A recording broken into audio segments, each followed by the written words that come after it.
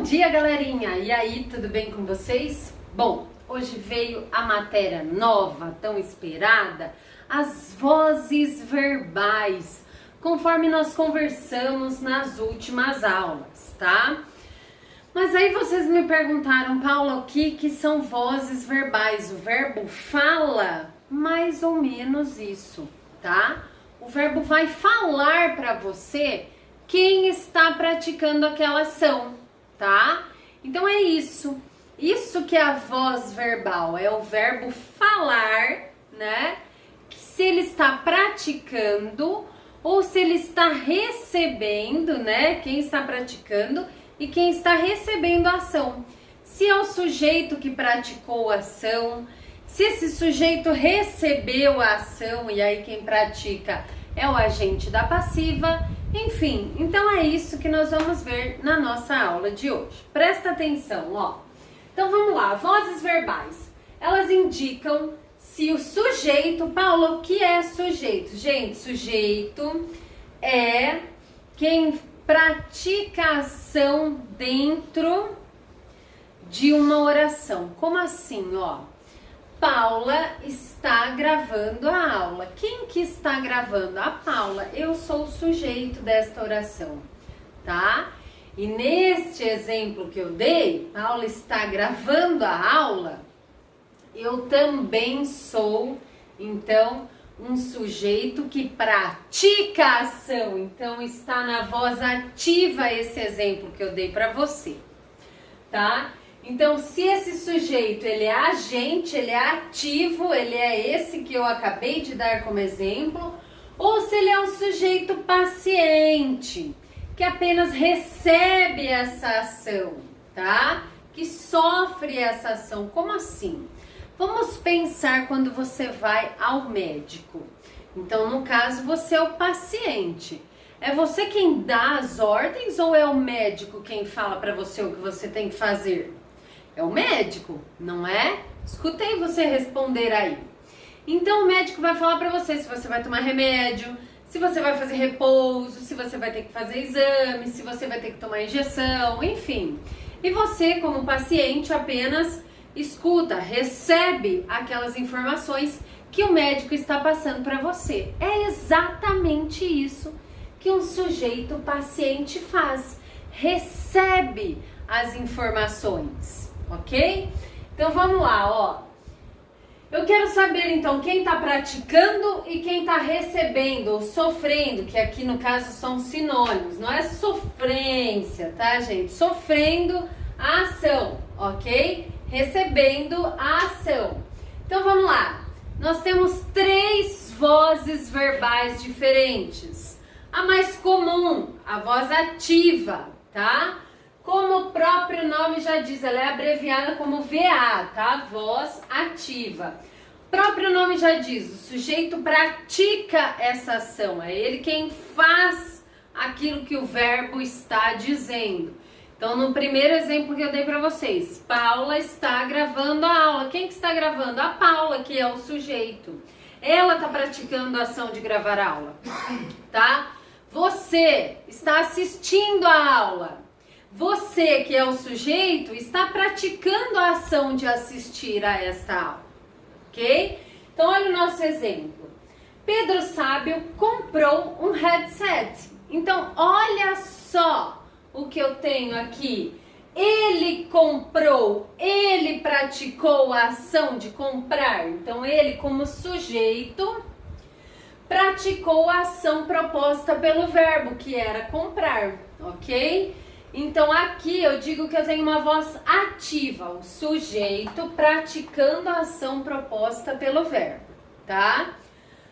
Na voz passiva, o que vai acontecer? Esse sujeito não vai praticar essa ação. Presta atenção, olha lá. Um headset foi comprado por ou pelo Pedro Sábio, tá? Então, no caso, quem tá com o papel de sujeito aqui é o headset, só que o que acontece? Ele não foi lá comprar, ele foi comprado, ele recebeu a ação de ser comprado, não foi ele que praticou a ação de comprar. Então ele é um sujeito, mas ele é um sujeito paciente, ele só recebeu isso, ele não fez nada, tá? Quem praticou essa ação foi o Pedro, tá? Nós vamos chamar na voz passiva aquele que pratica a ação de agente da passiva. E dessa vez o agente escrito junto, tá certo? Tá? Não é errado, ele é agente, ele faz alguma coisa, ok? Então a gente tem sempre a mesma estrutura, tá? Um sujeito paciente, uma locução verbal que é composta por um verbo auxiliar mais um verbo terminado no particípio. Paula, qual que é o particípio mesmo? Gente, a gente acabou de estudar isso. Verbos terminados em ado e ido. Lembra que são verbos, a gente fala ado e ido para verbos regulares. Não vou falar que tá morrido, não vou falar que tá acendido, né? Então lembra disso. Tem as exceções dos particípios irregulares, mas a suma maioria é regular terminado em ado e ido, tá? E o agente da passiva vai sempre começar ou com por, tá? Ou com a conjunção por ou com o pelo, tá? Então, ó, essa preposição por ou pelo no caso do masculino, porque é o Pedro, né? Se fosse pela, sei lá, deixa eu pensar, pela Ana Laura, tá? Então aí se fosse uma menina, nós teríamos aí um pela, tá? Queria concordar no feminino. Essa daqui então é a voz passiva analítica. Eu vou abreviá-la como VPA, tá? Então ela é formada de locução verbal, que é um verbo auxiliar, mais o verbo no particípio.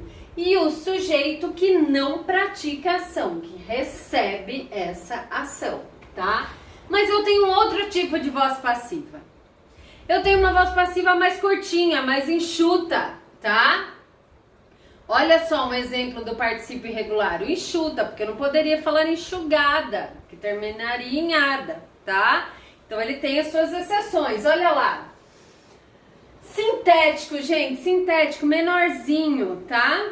É o verbo mais o ser, o pronome ser. Então presta atenção. Comprou-se um headset. Por que ela é menorzinha? Porque ela não possui o agente da passiva, ou seja, não tem quem é que praticou a ação de comprar, tá? Então, tanto na voz passiva sintética quanto na voz passiva analítica, eu tenho um sujeito que recebe a ação, tá? Então, o headset aqui, ele recebe a ação de ser comprado, não foi ele quem comprou, tá? Então isso é algo muito importante. Temos a voz passiva reflexiva, a gente abrevia como VR. Vamos pensar num espelho, ok? Ainda bem que ele não está aqui agora, com esse cabelo descabelado, né? Mas vamos lá, vamos pensar nele. A imagem, quando você olha para o espelho, ela vai e ela volta para você, né? É exatamente isso que é uma voz passiva reflexiva. Eu pratico a ação, mas essa ação é contra mim mesmo. Ou, se for uma criança, a criança pratica a ação e a ação é para ela mesma, tá? Se for uma professora, a professora pratica a ação e é para ela mesma. Vamos ver como é que funciona isso? Felipe Sabatino machucou-se. Olha lá. Ele machucou alguém. Quem que o Fê machucou? Ele mesmo, tá? Então eu tenho essa ação que foi e voltou como um reflexo, reflexiva. Paula, mas aqui tem o ser e aqui também. Aham, exatamente. Esse então é um ponto de confusão entre a voz passiva reflexiva e a voz passiva sintética. É onde as pessoas confundem. Vocês vão ver que tem muito exercício para diferenciar essas duas coisas, tá? Até aqui, galera. Belezinha? Tudo bem? Então, bora lá. Ó, mais uma coisinha só. Eu posso e vou encontrar inúmeros exercícios aí na apostila de transferência transformação, tá? Talvez não os que a gente vai resolver hoje, mas os que nós resolveremos terça-feira, com certeza sim. De você transformar da voz ativa para a voz passiva analítica ou o contrário, da passiva analítica para a voz ativa, tá? Como que eu faço isso? É só inverter, gente, é só fazer um xizinho, olha lá. Quando há a transformação da voz ativa na voz passiva, e se fosse o contrário, é só voltar, tá? E eu tenho que fazer o X. Então, olha lá, eu até coloquei nas cores diferentes aqui para ficar mais fácil para vocês. Quando você estiver copiando essa lousa no seu caderno, procure destacar as cores também para ficar fácil para você estudar, tá? Então, olha lá, os alunos assistiram a aula, tá? Voz ativa, normal, os alunos praticaram a ação de assistir esta aula. Espero que você esteja assistindo ela mesmo, né? Com atenção, inteira, sem correr, sem acelerar, né? Sem pular para o fim só para falar que assistiu. Presta atenção, hein? Olha lá, a aula foi assistida pelos alunos. O que que eu fiz? Eu inverti, eu fiz um X, tá? O que estava no começo aqui, que eram os alunos, passou para o fim. O que estava no fim aqui, que é a aula, veio no começo. E o verbo permaneceu no meio. Mas, com um detalhe importante. Na ativa eu tinha um verbo só, na passiva eu tenho dois, tá? Então, olha uma regrinha importante. Se vai da voz ativa para passiva analítica, aumenta verbo. Se vai da passiva analítica para ativa, diminui verbo, tá? Então, vamos lá. Na ativa eu tenho um verbo, na passiva analítica eu tenho dois. Na ativa eu tenho dois verbos, na passiva analítica eu tenho três, tá? E assim por diante. Na passiva analítica eu tenho 4, na ativa eu tô voltando. Eu tenho 3, um a menos, sempre a menos, tá? Então, se eu vou da passiva analítica para ativa, eu faço a volta, eu diminuo um verbo. Se eu vou da ativa para a passiva analítica, eu tô indo para frente, eu aumento um verbo, tá? Mas a maior parte dos casos é feita desse jeito simples, tá? Um verbo e aumenta para uma locução de dois verbos. Em raros casos, dois verbos aumentam para 3 e quase impossíveis casos aí de 3 para 4, tá? Galerinha, é isso. Na live a gente tira maiores dúvidas, se vocês ainda não tiverem entendido alguma coisa. Acredito que fazendo os exercícios vocês vão conseguir clarear um pouquinho mais esse assunto, que é fácil, tá? Mas que precisa de prática, de exercícios. Provavelmente semana que vem vocês terão uma listinha de exercícios a esse respeito, tá? Isso se você que está assistindo é aí do 6º ano do Colégio EDV. Mas se você que está assistindo não for da nossa escola, seja muito bem-vindo. Espero que você tenha entendido.